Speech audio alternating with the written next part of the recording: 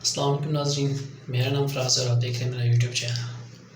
ناظرین، گزشتہ رات ایک ٹی وی پروگرام پہ پی ٹی آئی کے وکیل اور نون لیگ کے جو سینٹر ہیں ان کے آپس میں دونوں کو ہاتھوں پائی بھی ان کی ہوئی تھی۔ کسی جو نون لیگ کے سینیٹر ہیں وہ پی ٹی آئی کے جو چیئرمین ہیں عمران خان صاحب، ان کے خلاف کچھ غلط باتیں کو بول رہے تھے، جس کی وجہ سے ان دونوں کے آپس میں لڑائی ہو گئی تھی۔ پھر وہاں جو شو میں انتظامیہ تھی انہوں نے ایک دوسرے ان دونوں کو بیچ بچاؤ کروایا تھا۔ اس کے بعد پھر وہ چلے گئے، پھر وہ لائیو شو وہاں پہ روکنا پڑا انہیں۔ جاوید چودھری صاحب کا جو ایکسپریس پہ میرے خیال سے وہ کرتے ہیں شو، تو وہاں پہ ان کا چل رہا تھا، تو ان دونوں کے آپس میں لڑائی ہو گئی تھی۔ بات صرف تو یہ تھی کہ عمران خان کے خلاف غلط زبان استعمال کر رہے تھے۔ کسی بھی جگہ پہ کوئی بھی شخص ہو، سیاسی مخالف ہو یا کوئی بھی ہو، اس کے خلاف غلط زبان استعمال کبھی نہیں کرنی چاہیے اور نہ ہی آپس میں جھگڑے کرنے چاہیے، کیونکہ یہ روایات جو ہیں یہ غلط ہیں۔ اس کے بعد عمران خان کے ساتھ جو مذاکرات چل رہے تھے، عمران خان نے کے ساتھ ایک ڈیل ہو رہی تھی جو کرنا چاہ رہے تھے لوگ، لیکن وہ عمران خان نے ڈیل سے صاف انکار کر دیا ہے۔ انہوں نے کہا ہے کہ بھائی آپ جو 9 مئی کے واقعے میں لوگ اپنے گرفتار کیے تھے، آپ ایسا کریں ایک جے آئی ٹی بنائیں اور جتنے بھی ملوث ہیں اس واقعے میں ان کو سزا دیں۔ جو ویسے بے گناہ لوگوں نے گرفتار کیے ان کو رہا کیا جائے، ویسے آپ نے ان کو جیلوں میں رکھا ہوا ہے۔ تو پی ٹی آئی کے ساتھ اگر ان کے اسی طرح باتیں وہ جیسے چاہ رہے تھے کہ عمران خان کو کچھ عرصے کے لیے پاکستان سے باہر بھیج دیں یا سیاست سے دور کر دیا جائے، تو خان صاحب یہ بات تو مان نہیں رہے۔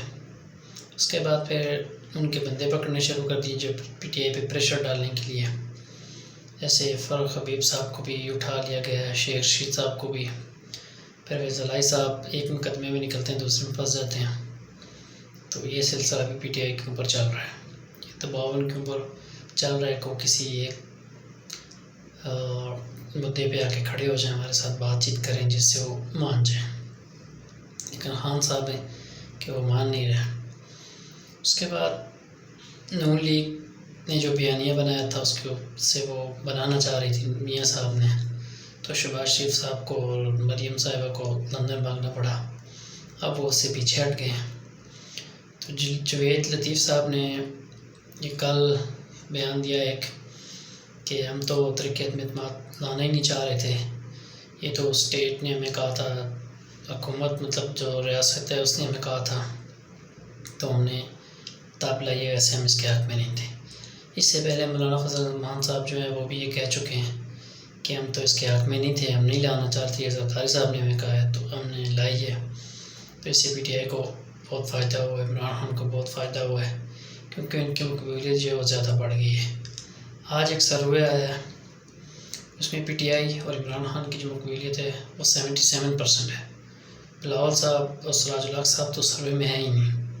اس کے بعد اس سروے میں ہی فوج اور دوسرے اداروں کے جو متحد سروے کیا گیا تو 88% لوگوں نے فوج کے حق میں ووٹ دیا ہے۔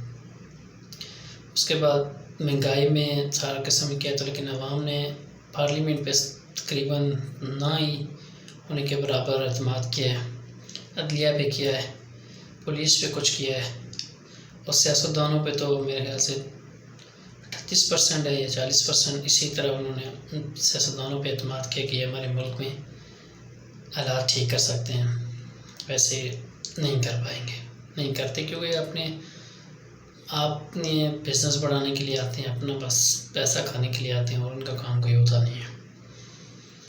تو اب نیکسٹ اپڈیٹ کوئی بھی ہمارے پاس آئے گی انشاءاللہ ہم آپ کے ساتھ ضرور شیئر کریں گے۔ تو ہمارے پیج کو فیس بک پیج ہے اس کو لائک کریں اور یوٹیوب چینل کو سبسکرائب کریں، شیئر کریں۔ Thank you.